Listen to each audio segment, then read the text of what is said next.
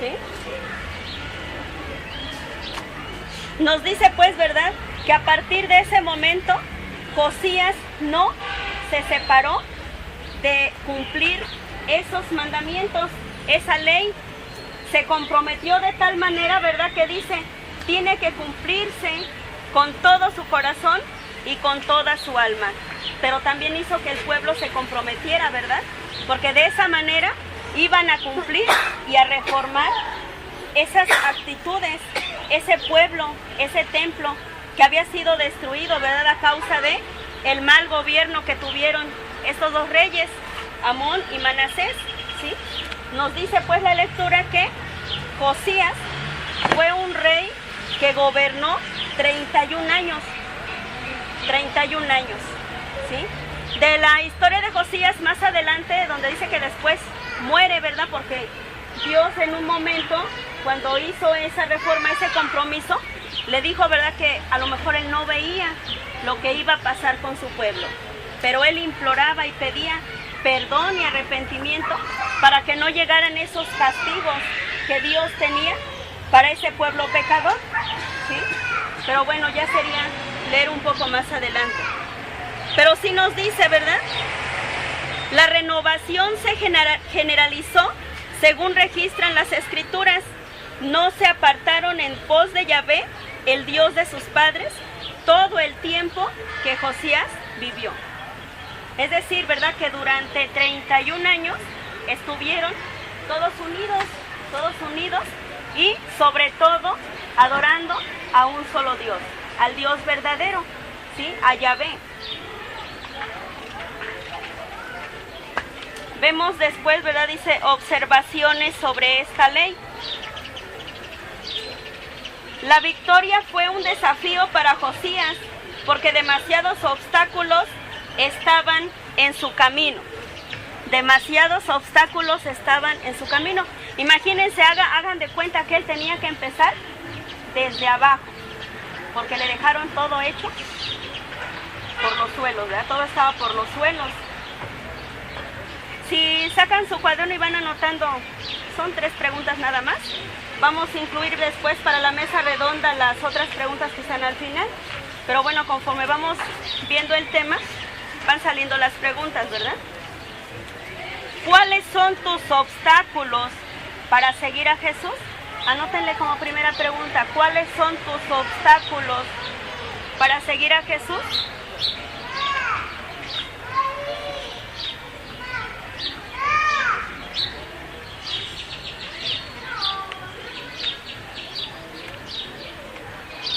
¿Cuáles son los obstáculos o cuáles son tus obstáculos para seguir a Jesús?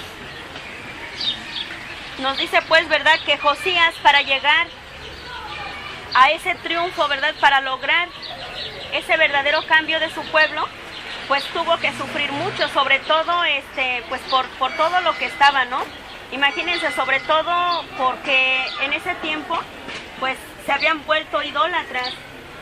Era difícil, ¿verdad?, que de la noche a la mañana el pueblo de Israel cambiara. Sin embargo, él tuvo que destruir todo. Tuvo que destruir todo para volver a empezar.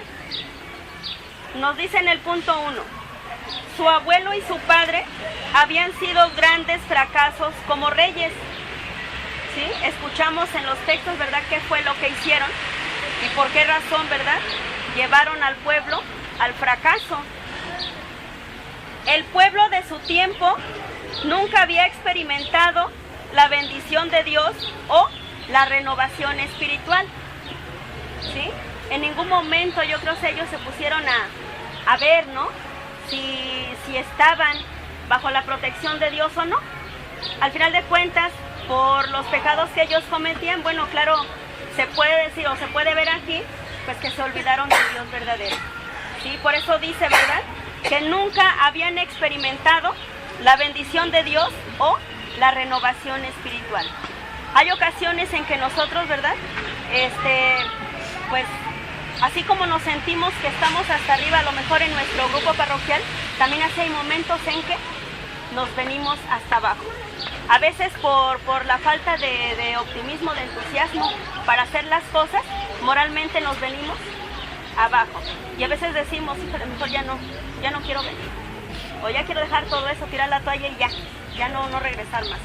Pero nos damos cuenta, ¿verdad?, que si nosotros nos ponemos a pensar, sí hay momentos en que nosotros sentimos ese impulso.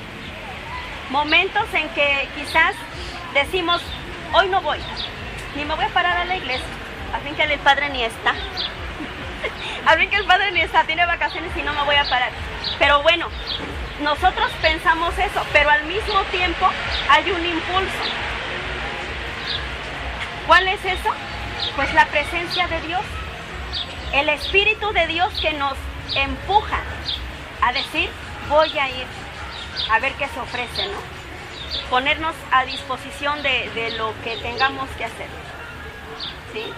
Entonces, yo creo que sí hay momentos en que nosotros sí sentimos esa presencia de Dios, porque nos dice aquí, ¿verdad? Imagínense hasta dónde estaban espiritualmente aquel pueblo, hasta dónde estaba, que nos dice, el pueblo en su tiempo nunca había experimentado la bendición de Dios o la renovación espiritual.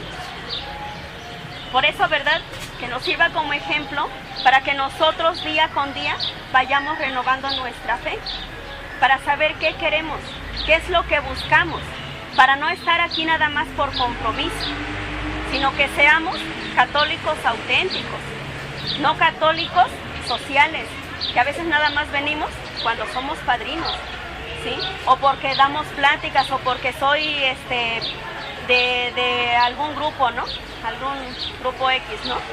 Que dice, bueno, es que me obligo a ir o tengo que ir, no. Que no vengamos por obligación, ¿sí? Sino que vengamos nosotros porque realmente nosotros sentimos esa necesidad de Dios, ¿sí? Que tengamos ese espíritu de Dios. Viene otra pregunta, anótenle por ahí. ¿Alguna vez en tu vida has experimentado la presencia de Dios? ¿Alguna vez en tu vida has experimentado la presencia de Dios?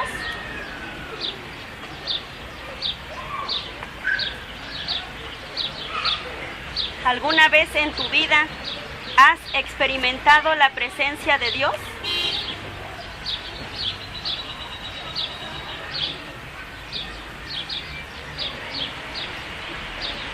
Pregunta, ¿verdad?, para mesa redonda. En el punto 3, ninguno había visto jamás a un rey que modelara obediencia. La mediocridad gobernaba en esos días. Imagínense, ¿no?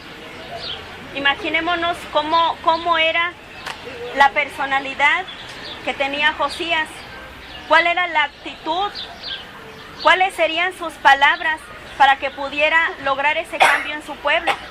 Era un pueblo, no era un grupo, era un pueblo, ¿sí? Y sin embargo, lo logró. Sin embargo, él lo logró, ¿verdad? Porque dice, nadie jamás había visto un rey que modelara obediencia. Yo creo que sobre todo era él, ¿no? Su persona. La forma a lo mejor en que organizó, la forma en que él tenía la intención de cambiar todo, ¿sí? El templo estaba en ruinas y no había expectaciones de que sería restaurado. Bien, aquí nos dice, ¿verdad?, que tanto su padre, que gobernó esos 2 años como rey, pues jamás se preocupó, ¿no?, de que hubiera a lo mejor un cambio, ¿sí? De que hubiera un cambio. La vez pasada, cuando casi se terminaba de pintar aquí la parroquia, yo le comentaba al padre que nosotros también, yo creo que ustedes se han de acordar cómo estaba nuestra parroquia antes. Yo creo que estábamos viviendo en aquel tiempo, ¿no?, de Amón y Manasés, en que a nosotros pues nos valía, ¿no?, ver cómo estaba nuestra parroquia. El piso, si se acuerdan cómo estaba el piso de acá, con cuarteaduras, estaba feo, ¿sí? Ya era necesario un cambio, era necesaria una reforma, pero tuvimos algunos sacerdotes antes del padre Alfredo y a lo mejor no hubo ese entusiasmo, no hubo ese impulso, ¿verdad?, de que nosotros tratáramos de hacer un cambio para nuestra parroquia. Yo le decía al padre Alfredo, es que usted tiene suerte. Y me dice él, pues un poco la suerte y sobre todo la gracia de Dios. Porque yo le decía, la vez pasada, cuando nosotros queríamos hacer algo, teníamos a Ina aquí encima. Y eran pleitos, eran problemas. Bueno, ustedes se dieron cuenta, los que hemos estado constantemente aquí nos dimos cuenta cuánto problema hubo para que hubiera un cambio en la parroquia. Y sin embargo, ¿verdad? Llega el padre Alfredo, ¿y cuántos años tiene con nosotros? Va a cumplir 3. Va a cumplir 3 años. Y ni una vez ha estado Ina, ¿verdad? Y ni una sola vez ha venido Ina. ¿Sí? Y se ha hecho público el trabajo. Y se ha hecho invitación para pintar. La vez pasada anunciamos el apoyo para lo del piso. Y sin embargo, ¿verdad? Yo creo que sí, como dice el padre, y es segurísimo que así es, que con la gracia de Dios nosotros seguimos avanzando. Cada quien lo que ha aportado, pero bueno, se ha avanzado. Y la iglesia ha tenido un cambio. ¿Sí? ¿Por qué? Porque a lo mejor tenemos un buen líder. ¿Sí? En este caso, el padre Alfredo como líder, como dirigente, como nuestro párroco, ¿verdad? Pues ha escogido pues las mejores opciones para lograr este trabajo. ¿Sí? Y la gente ha respondido. ¿Por qué? Porque habrá una buena organización. Yo creo que sí, ¿no? Porque sabe organizar, sabe dirigir y sabe dar responsabilidades. Él mismo dice, por ejemplo, ahorita en este caso, voy a estar confesando. ¿Quién va a dar el tema? Yo le decía que Marcos. Marcos decía que don Roberto.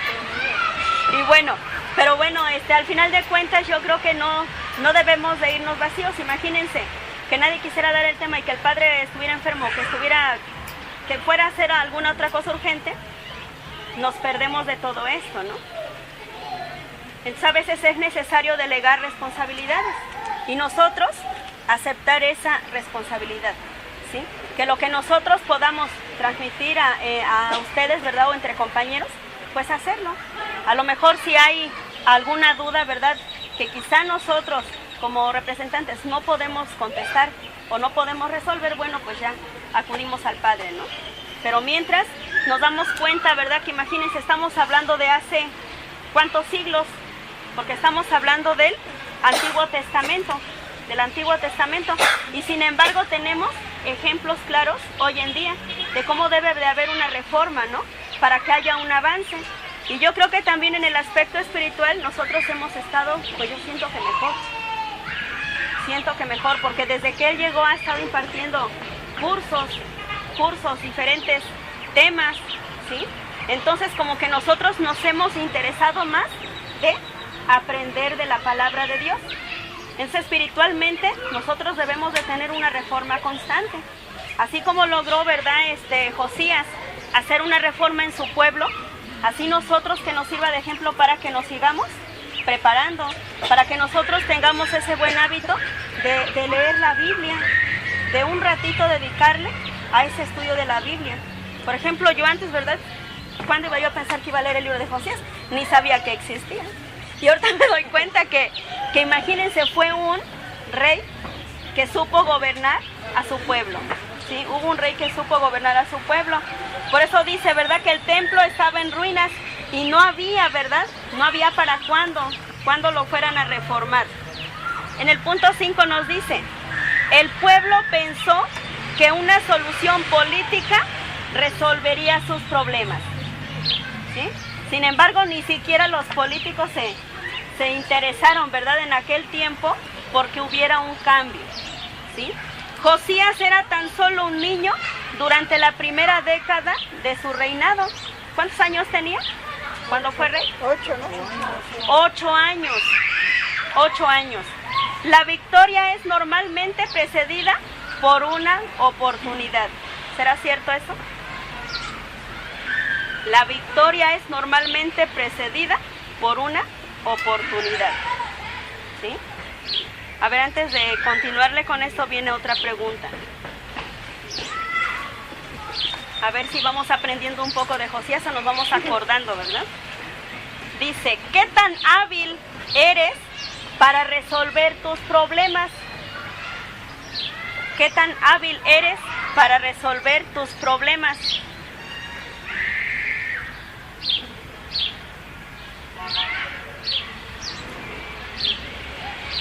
¿Qué tan hábil eres para resolver tus problemas?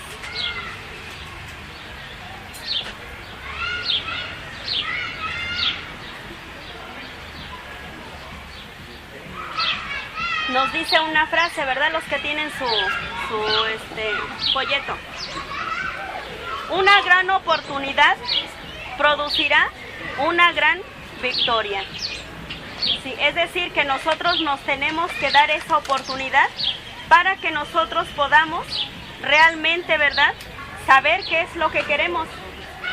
¿Sí? Porque si nosotros nada más nos quedamos así, ¿verdad?, como diciendo, ay, voy o no voy, tenemos que darnos esa oportunidad de aprender a conocer más a Dios, no conformarnos, ¿verdad?, sino que nosotros debemos siempre de ir descubriendo poco a poco ese plan de Dios, porque a veces nuestra mente, ¿verdad?, tiene un límite y no queremos ver más allá. A veces decimos, híjole, yo no sirvo para hacer eso, pero sí, porque nosotros todos los humanos, ¿verdad?, tenemos esa capacidad. Que nosotros no queremos desarrollarla es diferente, pero todos somos capaces de hacer muchas cosas, ¿verdad? Otra frase, ¿verdad?, que dice que el que persevera alcanza. Si nosotros somos constantes, podemos lograr ser más, ¿verdad? Pero que todo ese más que nosotros aprendemos, lo pongamos a disposición de nuestros hermanos. Porque hay ocasiones que nosotros aprendemos muchas cosas, pero no queremos enseñarles a los demás, ¿sí? Esta frase, ¿verdad?, que dice, el que persevera, alcanza. O hay ocasiones en que a lo mejor algunos se preguntarán, simplemente cuando vemos nosotros al monitor en la misa, a lo mejor sale ese, ¿no?, ese deseo de decir, híjoles, yo quisiera aprender a monitar. Pero si no nos acercamos, si no preguntamos, si no nos enseñamos, si por lo menos anotamos o vamos poniendo atención, pues nunca vamos a alcanzar a más. Y nos vamos a quedar ahí, ¿sí? Pero también acuérdense que el estar ahí es una responsabilidad, ¿sí? Es una responsabilidad. Entre más nos vamos acercando a aprender a conocer más, es más el compromiso que adquirimos. Entonces es importante, ¿no?, de no ser conformistas, sino que querer aprender más. La oportunidad que Josías vino porque nos dice, ¿verdad?, en el punto 1, él fue modelo de líder abierto y enseñable. Eso lo vamos a ver en Segunda de Crónicas 34:1-3. Ya lo leímos, ¿verdad? Ya nada más sería darle un repaso más en casa. Porque nos dice así, dice, hizo lo recto o lo correcto, ¿verdad?, ante los ojos de Yahvé. A los 8 años de su reinado, siendo aún muchacho, comenzó a buscar al Dios de David, su padre. Es decir, ¿verdad?, desde esa edad, él ya veía, ¿no?, qué es lo que quería, o a lo mejor se interesaba por saber las cosas de Dios, ¿sí? Por eso dice, ¿verdad?, que hizo lo más bien que pudo ante los ojos de Yahvé, ¿sí? Y dice en el punto 2, él despertó un hambre por el cambio y la renovación, ¿sí?